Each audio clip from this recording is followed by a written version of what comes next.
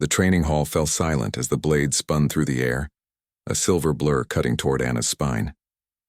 She didn't turn. Her hand snapped backward, fingers closing around the hilt mid-flight with the casual precision of someone catching a tossed data pad. "Is class over?" Anna asked, still facing the holographic combat scenarios flickering before her.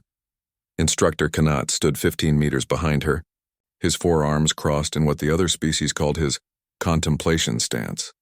His chitinous exoskeleton gleamed under the harsh training facility lights, mandibles clicking softly, a vexathari expression that could mean either approval or annoyance.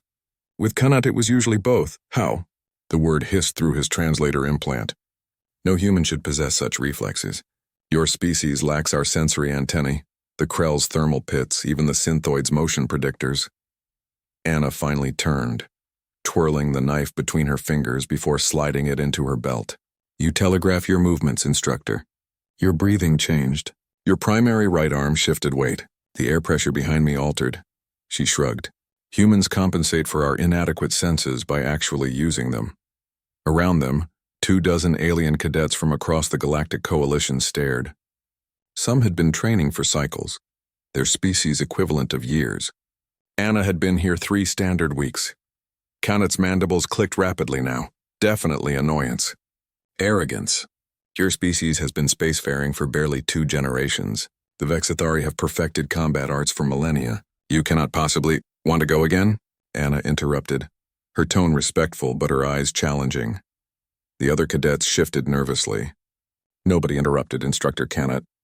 The Vexathari was a decorated war hero, a survivor of the Breach Wars, a fighter who had held the line at Sigma Station when the Devourers came.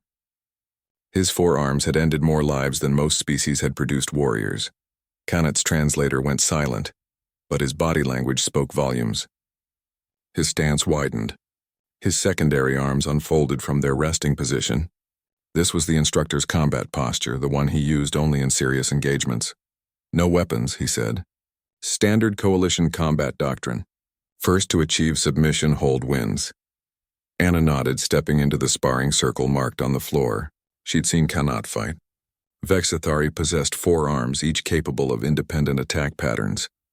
Their exoskeletons could withstand small arms fire. Their reaction time was triple that of an unaugmented human. By every measurable metric, she was outmatched. But humans, Anna had learned, weren't measured by metrics alone. The match began without ceremony. Kanat moved like liquid death, 4 arms striking from impossible angles. Anna didn't try to match his speed, she predicted it. Where he would be, not where he was. She ducked under a high strike while stepping inside his guard, used his own momentum against him, redirected a second attack into the path of a third. Humans were persistence hunters, evolved to track prey for days across impossible terrain. They noticed patterns. They adapted. They learned. 30 seconds in, Anna had mapped Kanat's attack sequences. 60 seconds, she'd identified the microsecond delay between his visual processing and his secondary arms response. 90 seconds, she saw the opening. Anna dropped low, swept his primary leg, and as Kanat's superior reflexes brought him into a controlled fall, she was already there. Her arm wrapped around his thorax. Her legs locked his primary arms, and her free hand pressed against the vulnerable joint, where his exoskeleton segments met at the neck. "Submission," she said quietly. The training hall was so silent you could hear the environmental systems humming. Kanat's translator crackled to life. "Release." Anna immediately let go, stepping back and offering her hand, a human gesture of respect she'd been teaching the other species. Kanat stared at it for a long moment, then reached out with his primary right hand and grasped it. "How?" he asked again. But this time there was no challenge in the word, only curiosity. "Humans aren't the strongest," Anna said. "We're not the fastest. We don't have the best sensors or the toughest armor." She gestured to the other cadets. "But we learn, we adapt. We take what works and make it better. Every species here has something that would beat us in raw capability. But you're teaching us your techniques and we're adding them to ours." She picked up a datapad from the side of the ring. "I've studied 17 different martial arts from 12 coalition species in the last 3 weeks. Vexathari combat doctrine is brilliant. Aggressive, overwhelming force. But it assumes your opponent will try to match your aggression. Humans learned thousands of years ago that the best counter to force isn't more force. It's precision. Kanat's mandibles clicked in a pattern Anna had learned meant thoughtful agreement.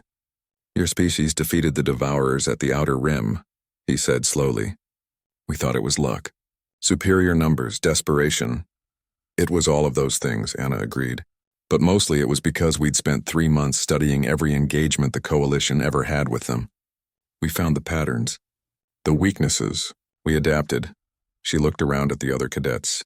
That's what humans do. We're not trying to be better than you at what you do. We're trying to learn from everyone and become something new. Kanat stood to his full height, all 4 arms spreading wide in the Vexthari gesture of profound respect. The Galactic Coalition feared humanity when you joined us, he said. A young species, aggressive, expanding rapidly. Many wanted to contain you. His mandibles clicked, and what Anna had learned was the Vexithari equivalent of a smile. Now I understand why the Council voted to make you instructors instead. You do not conquer. You do not dominate. He gestured to Anna, to the datapad, to the training hall. You learn. You teach. You lift others up, Anna grinned. Well, Instructor Kanat, does that mean class is over? Class, Kanat said, his translator carrying an unfamiliar warmth, has just begun. Tomorrow you teach. As the other cadets erupted in excited chatter and Anna felt the weight of Kanat's respect settle on her shoulders, she thought about what it meant to be human among the stars. Not conquerors, not victims, but students and teachers forever learning, forever adapting, forever growing. That, she decided, was the greatest strength of all. ND.